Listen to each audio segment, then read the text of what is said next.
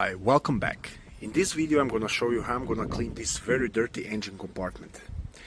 So as you can see, the engine compartment bay is very dirty. Pretty much dirt is all over. I strongly recommend to do this job during the summertime, because if you're doing it in wintertime you can create some damage to the engine. So it is pretty simple process.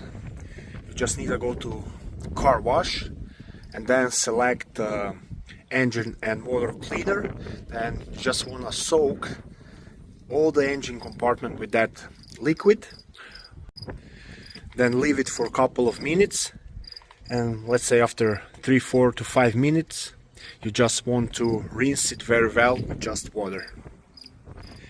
Also try to avoid direct water pressure to certain electrical components such as alternator, or if you have any like fuse boxes. In my case fuse box is just underneath here, or PCM or ACM computers.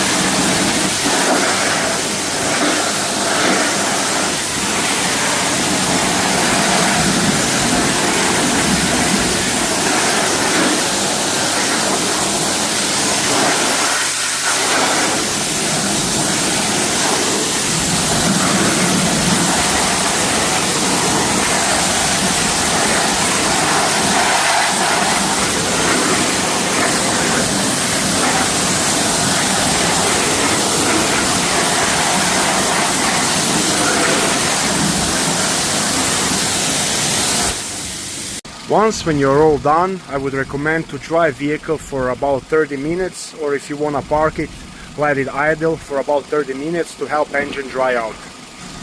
You might have a situation that after washing your engine bay, your vehicle is misfiring or running rough. That means that the water finds its way through some electrical components such as coils, but don't worry about it.